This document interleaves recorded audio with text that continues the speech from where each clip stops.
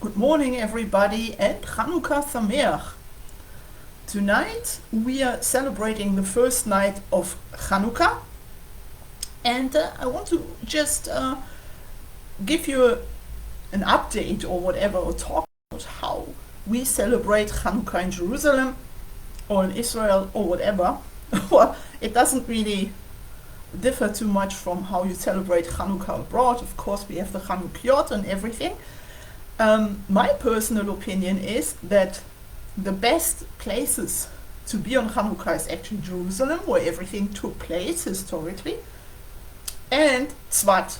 Tzvat is a small town in northern Israel, and if you go to the old city in Tzvat during Hanukkah and see all the lit Chanukiot standing all over, it gives you a very nice Hanukkah feeling, a very nice cozy atmosphere. The same as, if in case you know the neighborhood of Nachlaot here in Jerusalem, it's the same. And hundreds or thousands rather of Israelis are coming to Jerusalem during Hanukkah to see all the lit Chanukiot in the Nachlaot neighborhood, which is of course a pain for local residents, because you have, in Nachlaot you have all kinds of narrow alleyways and everything, so it's like a kind of pain when you have thousands of people walking around through those alleyways. Everybody's stuck, and it's just crowded, too crowded, and it has lost a lot of its atmosphere. I mean, like 10 years ago, it was nice to go to Nachlaot. You have all these old Jerusalem houses, these buildings, and you have a lot of religious people in Nachlaot. And so it was very nice to walk around, very romantic, and look at the Chanukiot and take pictures, whatever. But you know what, it has lost its atmosphere in a way, because you have thousands of Israelis coming during Hanukkah, coming from all over the country in tour buses and marching around. So Hanukkah in Jerusalem is first of all very crowded. Also at the Machane Yehuda market, where Israeli tourists are coming, and the vendors are very upset because those tourists don't buy anything. They just make selfies and walk around, but they actually don't buy anything, and they block the way for people like us, for residents, for locals who actually come to the market to buy. So we can't get anywhere. And this is a Jerusalem, like, I would call it a little problem, but it's throughout the year. It's not only on Hanukkah that Israeli tour buses are coming to Jerusalem and flooding everything. It may sound nice to you, but for residents it's a little pain. I'm gonna make an extra stream about this problem. In Nachlaot, actually, locals have hung out signs telling tourists, also Israeli tourists, like, no litter, don't throw your garbage here, don't pee here, because people actually, there's a lack of public toilets here, so people pee and and have their bigger issues in staircases, or I don't know, in the middle of the alleyway, so to speak. So people hang out signs, and no music and no screaming, and it's really going on the locals' nerves. I can understand that, because I live in a neighborhood here in Abu Tur where it also slowly starts with Israeli tour groups. And whatever. But Hanukkah is supposed to be like the time of miracles, a happy time. Of course, we eat sufganiyot here, like the donuts, and we have sufganiyot here in all kinds of variations. The cheap ones, with jam inside or some chocolate cream. By the way, you should not pay more than 5 shekels for one, for the cheap one, for the regular one, let's call it this way. And of course, there are the fancy ones with cream on top and cookies, and the decorated ones. They usually cost like 10 shekels or sometimes more. Hanukkah is also the time of calories, unfortunately. And the selling of sufganiyot has been going on already here for a couple of weeks. And of course people buy. And I also did, unfortunately, and afterwards you regret all the calories. There are many Chanukah parties here in schools, in kindergartens, private parties, or also religious parties. Many people in Tel Aviv, they like to go to, to real parties, rock music and all this. They identify Chanukah with partying. And of course Chabad and all kinds of Hasidic groups. Chabad doesn't have a tish, they have their Verbringen and their Chanukah celebrations for the public. But in Mea Shearim, for instance, you have Chanukah tishes, not only in Mea Shearim, also in Bnei Brak and near Sanhedria. And so you have all kinds of Hasidic events going on. It's mostly for people, for the members of the group. I usually don't go to any Hasidic tishes or something on Chanukah, because it's also a lot for children and the Chanukah Guild. And so I don't really go there during Chanukah. The question is if Chanukah, like for secular Jews, is really a time to party. I'm talking about rock music and whatever, like dancing around, having a wild party. I can understand this in a way, but Chanukah actually has a very serious meaning. I mean, there was a war going on. And the war was not only for 8 days, but it went on for decades. And people died.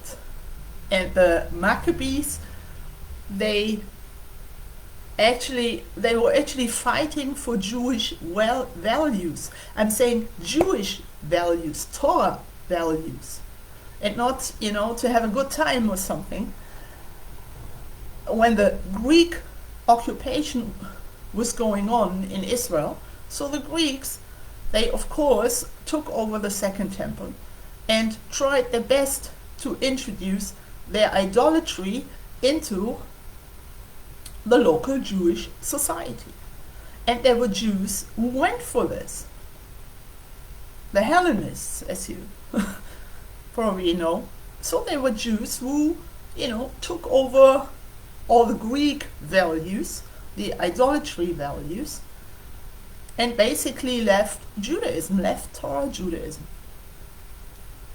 And as I said, the Greeks did their best to get rid of the Torah Judaism.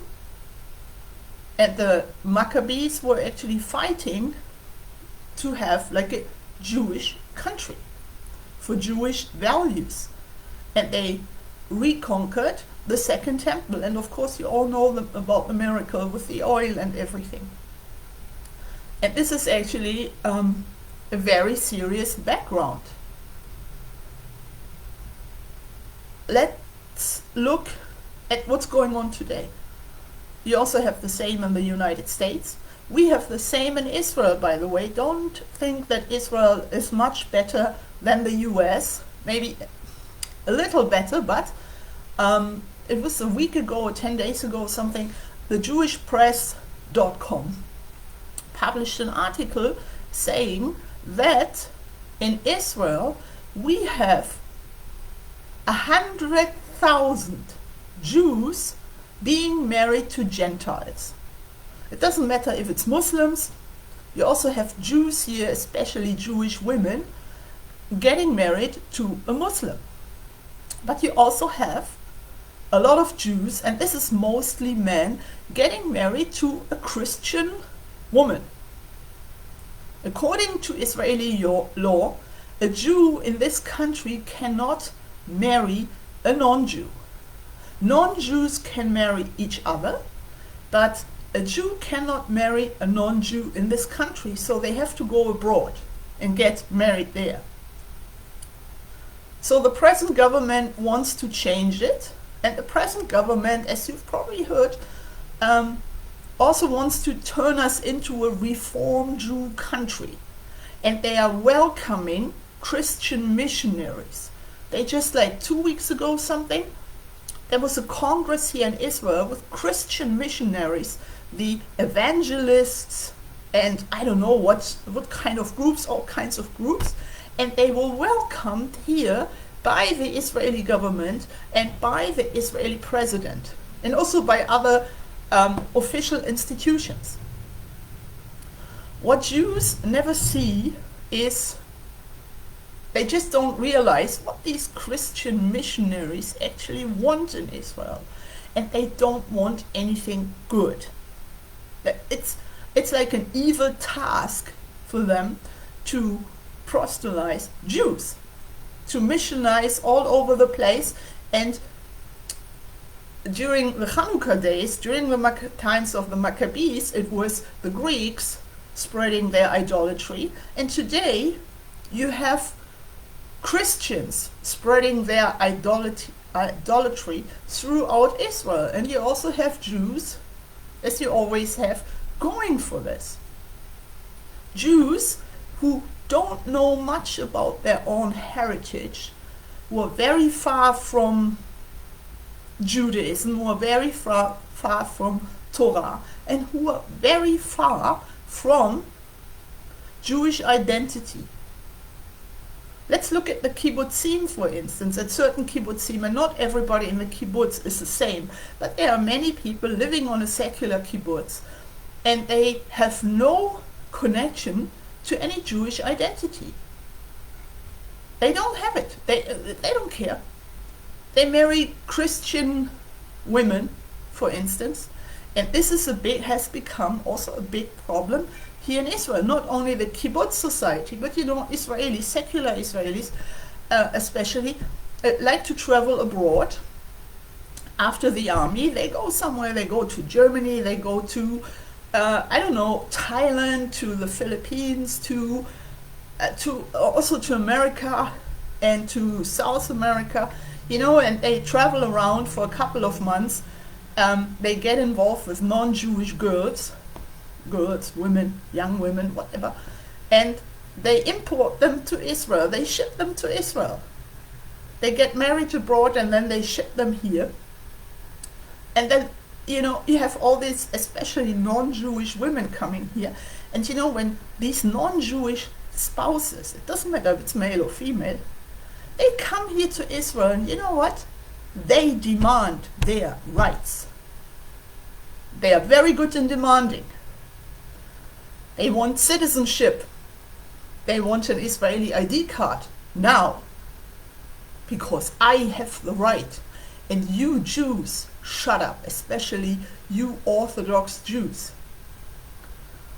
So you have a whole society growing here, intermarried. And as you know, when the wife is not Jewish, the children are not Jewish. And I don't even want to know figures, how many non-Jewish children we have, cruising around in Israel from such relationships. And then these children also join the army, and they get involved with Jews, and then you have another intermarriage. And what you also have, the children from such relationships, from intermarried relationships, where the wife is not Jewish, usually Christian. So she teaches her children, she raises her non-Jewish children to hate religious Jews. I've seen this many, many times. Many, many times. Also here in Jerusalem. And those children from these intermarriages grow up hating religious Jews. Because any religious Jew, or even someone with a kippah, wearing a kippah doesn't always mean that someone is religious. I mean, a guy. But they see anybody wearing a kippah as their enemy, because a religious Jew reminds them of who they are. and that they don't belong to this country. Although those children may have been born here and be Israeli, but they are not Jewish. And this has become also a big problem here in Israel. And the Maccabees were fighting against intermarriage and, in favor of Torah Judaism. And what we see here at the moment, also with the present government, it's that many people, many Israelis, and especially, those intermarried couples, the non-Jewish part of the intermarried couples and their non-Jewish, their goyische Kinder. So they go against Torah Judaism. And they see every Orthodox Jew or someone just keeping Shabbat or keeping Kashrut, they see them as their enemy, as their personal enemy. And of course, they love this present government, because this present government with Bennett, who is a Reform Jew, whose parents raised or still raising pigs in northern Israel. Someone told me that. Of course, they love such things. The present government wants to totally get rid of Torah Judaism, of Orthodox Judaism. This is the goal, and turn Israel into a Reform Jew, like a modern Orthodox, well, you can't call this Orthodox, into a Reform Jewish country, together with Christians, and Arabs are already part of the government. But actually the Arabs, they don't want to spread their Islam here. They just want to take over the country. But they are not going into religion or something. They are not missionizing like Christians. Christian missionaries are obsessed with their evil idolatry and spreading it. Muslims are not. The Palestinians don't talk about Islam or something. As I said, it's something political. They want to take over the country, but they are not spreading any Islam. Islam is not really idolatry, as you probably know from the Rambam. But so it's basically the Christians running around here. And by getting rid of Torah Judaism, or trying to get rid of Torah Judaism, so of course you are kind of not destroying society, but you are, there is no unity anymore. You have the religious side, or you have many different religious Orthodox sides of Judaism here, and you have the secular people who are trying to get rid of all this. They say we are living in modern times now, so we don't need this, kashrut or something. We do something easy peasy. We don't really care anymore. Let's just be like the nations.